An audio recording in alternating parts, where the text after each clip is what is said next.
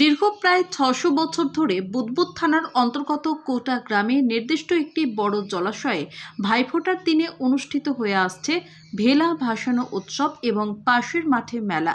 বর্তমানে এটি এলাকার একটি জনপ্রিয় উৎসবের আকার ধারণ করেছে। ভাইফোঁটার এই নির্দিষ্ট দিনে সমগ্র এলাকার পারিবারিক ও সার্বজনীন প্রতিমাগুলিকে ভেলায় চাপিয়ে বিকেলের দিকে স্থানীয় একটি বড় জলাশয়ের জলের মধ্যে নামিয়ে এদিক থেকে ওদিকে ঘোরানো হয়। পরে সন্ধ্যা নামতেই সমস্ত প্রতিমাগুলির বিসর্জন দেওয়া হয়। মূলত বুদবুদ থানার অন্তর্গত কোটা গ্রামের মা কালী, শিব দুর্গা, হরগৌরী এবং শিব ঠাকুরের মূর্তির বিসর্জনকে কেন্দ্র করে ভেলা ভাসানো উৎসবে মেতে ওঠেন এলাকার সমস্ত বাসিন্দারা। আর ভেলা ভাসান উৎসবকে কেন্দ্র করে জলাশয়ের পাড়েই বসে বিশাল মেলা। কোটা গ্রামের মেলা ভাসান উৎসব নিয়ে স্থানীয় বাসিন্দাদের থেকে জানা গিয়েছে, প্রতি বছর এই বিশেষ দিনে গ্রামের পারিবারিক ও সার্বজনীন মা কালী, শিব দুর্গা, হরগৌরী এবং শিবের মূর্তিগুলিকে দুপুর নাগাদ সায়ের পুকুর পাড়ে আনা হয়। পরে সমস্ত প্রতিমাগুলিকে এক একটি তৈরি ভেলার উপরে চাপিয়ে জলাশয়ের জলের মধ্যে ঘোরানো হয়। সঙ্গে চলে ঢাক ঢোলের প্রতিযোগিতা। আর সন্ধ্যা হতেই শুরু হয় সব প্রতিমার বিসর্জন। এবছর ভেলা ভাসান উৎসব উপলক্ষে এখানে অনুষ্ঠিত হচ্ছে মেলা, আর সেখানে অনুষ্ঠিত হবে নানান সাংস্কৃতিক অনুষ্ঠান। এই বছর ভেলা ভাসান উৎসব ও মেলা উপলক্ষে এলাকায় 23 থেকে 26 অক্টোবর এই 4 দিন ধরে চলবে মেলা। বৃহস্পতিবার সেই অনুষ্ঠানের আনুষ্ঠানিক উদ্বোধন হলো। অনুষ্ঠানে উপস্থিত ছিলেন তৃণমূল কংগ্রেসের সাংসদ তথা রাজ্য তৃণমূল যুবনেত্রী সায়নী ঘোষ, পূর্ব বর্ধমান জেলার যুব সভাপতি রাসবিহারী হালদার, আউশগ্রাম 2 নম্বর ব্লক তৃণমূল কংগ্রেসের সভাপতি শেখ আব্দুল লালন, আউশগ্রাম 2 নম্বর ব্লক পঞ্চায়েত সমিতির সভাপতি মমতা বারুই, পূর্ব বর্ধমানের যুবনেতা শেখ সঞ্জু, আউশগ্রাম 2 নম্বর ব্লক শ্রমিক সংগঠনের সভাপতি জগবন্ধু বাউরি মহাশয়, পূর্ব বর্ধমান জেলা পরিষদের সদস্য রামকৃষ্ণ ঘোষ, আউশগ্রাম 2 নম্বর ব্লক যুব সভাপতি সুমন ঘোষ, কোটা গ্রাম পঞ্চায়েতের প্রধান ইন্দিরা চক্রবর্তী, উপপ্রধান আলাউদ্দিন মণ্ডল, কোটা অঞ্চল তৃণমূল কংগ্রেস সভাপতি আপেল মৃধা, কোটা অঞ্চল যুব সভাপতি সুরজ কৃষ্ণ চ্যাটার্জি সহ ব্লকের অন্যান্য নেতৃবৃন্দ। ঐতিহ্যবাহী ভেলা ভাসান উৎসব এবং মেলাকে কেন্দ্র করে কোটা গ্রামে এদিন দূর দূরান্তের মানুষের ঢল নামে। রয়েছে স্থানীয় পুলিশ প্রশাসনের বিশেষ নজরদারি। খুব ভালো লাগছে এবং আরো বেশি ভালো লাগছে যে নানান রকমের ইউনিক প্রোগ্রাম লালনদা করেন এবং সেখানে আমাকে আমন্ত্রণ জানান, সঙ্গে রাসবিহারীও আছে। কি বলবো, নানান জায়গায় যাই, নানান প্রোগ্রাম দেখি, কিন্তু আজকের এই যে মেলাতে আমি এসেছি, আয়োজন আমি দেখি, সত্যি মুগ্ধ, আনন্দিত, আপ্লুত, এবং বছর বছর আরো বৃহত্তর জায়গায় এই মেলা পৌঁছক, এটাই চাই। একটা রাজনৈতিক প্রশ্ন আছে, যেটা হচ্ছে মতুয়ারা শান্ত ঠাকুরের হাত ধরে তারা বেরিয়েছিল, তারা যে মতুয়া সম্প্রদায়ের এসআর নিয়ে তারা শান্ত ঠাকুরের বিরোধিতা করতে শুরু করে। আসলে বিজেপি হচ্ছে বাংলা জ্বালাও পার্টি এবং বিজেপি কারুর নয়, বিজেপি হিন্দুদেরও নয়, মুসলমানদের তো নয়ই।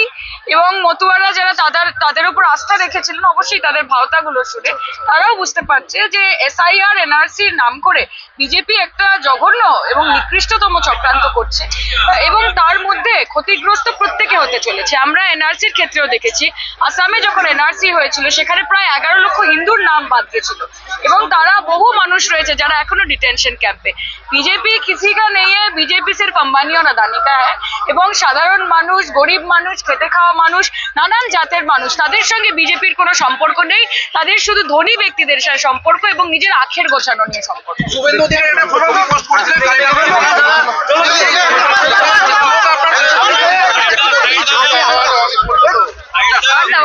আমি মনে করি পশ্চিমবঙ্গের প্রত্যেকটা নারী আমাদের দেবী দুর্গা।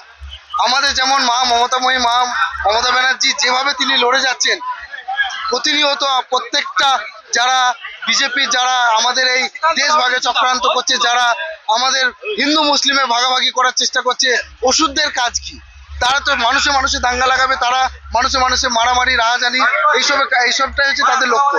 সেই জায়গাতে আমাদের প্রত্যেকটা মাই হচ্ছে আমাদের দুর্গা। আমরা বাঙালিরা মনে করি আমরা মানে দেবী দুর্গাকে আমাদের মায়েদেরকে দেবী দুর্গার রূপে আমরা পুজো করি। তার অর্থাৎ কি দাঁড়ালো, যে প্রত্যেকটা মহিলাই আমাদের হচ্ছে দেবী দুর্গা। সেই জায়গাতে তৃণমূল কংগ্রেসে যারা নেত্রী আছেন তারা তো অবশ্যই অবশ্যই লড়াই করে যাচ্ছেন প্রতি মুহূর্তে এই সমস্ত ওষুধদের বিরুদ্ধে, তাহলে তো প্রত্যেককে আমাদের বলতে হয় দেবী দুর্গা। তাই আমি মনে করি ঠিকই বলা হয়েছে। স্থানীয় বিজেপি নেতা স্বামী ঘোষ আসা নিয়ে একটা পোস্ট করেছে সোশ্যাল মিডিয়ায়, যেখানে স্বামী ঘোষের একটা বিতর্কিত পোস্টকে হাইলাইট করে বলছে এখানে আবার দেখুন, বিজেপিরা যে জায়গায় গিয়ে পৌঁছিয়েছে, আমরা একটা কথা বলতে বাধ্য হচ্ছি বারংবারই, ছাগলে কিনা খায় আর পাগলে কিনা বলে। তো ওদের ওই প্রলাপ বকাই হবে। আউশ গ্রামে জীবনে কোনোদিন দাঁত ফোটাতে পারেনি, পারবেও না। সমগ্র রাজ্য তো ছেড়ে দিন, আমাদের এক একটা যুব তৃণমূল কংগ্রেসের সদস্যরা এমন হয়ে দাঁড়িয়ে আছে, তাদের সামনে দাঁড়াতে পারবে না পর্যন্ত বিজেপি নেতারা। আমাদের সামনে দাঁড়িয়ে দুটো কথা বলার যাদের হিম্মত নেই, তারা শুধু ওই ফেসবুকে একটা পোস্ট করে পালিয়ে যেতেই পারে। তাদের আর কিছু আছে, অস্তিত্ব আছে বলে আমার মনে করি না। স্বামী ঘোষ যে বিতর্কিত শিবলিঙ্গ নিয়ে একটা পোস্ট করেছিলেন, সেই পোস্টটাকে রিপোস্ট করা হচ্ছে এখন। দেখুন, যে কালচারে বিজেপি বিশ্বাসী, বিজেপি সবসময় বারংবার যেটা করতে চায়, একটা কালিমালিপ্ত করা, একটা কলুষিত করা, আমাদের তৃণমূল কংগ্রেসের প্রত্যেকটা নেতাকে কিভাবে বদনাম করা যায়, তারা বারংবার এই প্রচেষ্টা করেছে। এবং সেক্ষেত্রে তারা বিভিন্ন পুরো ক্লিপসের কিছু কিছু অংশ তারা কেটে নিয়ে নানান রকমভাবে বিতর্ক বারবার করতে চায়। আমরা সেই ফাঁদ জানি, বুঝি, তাই আজকে আবার যেটা করতে চাইছে নোংরামি, এই নোংরামিতে বাংলার মানুষ জানে কোনটা ঠিক কোনটা বেঠিক, তাই বাংলার মানুষকে নতুন করে বোঝানোর কিছু। আমাদের জন্মগতকালীন আমরা দেখছি যে মেলাটি হয়ে আসছে। তা বর্তমানে এই মেলাটি আনুমানিক 200 বছর পুরনো। কোটা চণ্ডীপুর থেকে মনোজ শ্রফের রিপোর্ট, সোজা কথা নিউজ।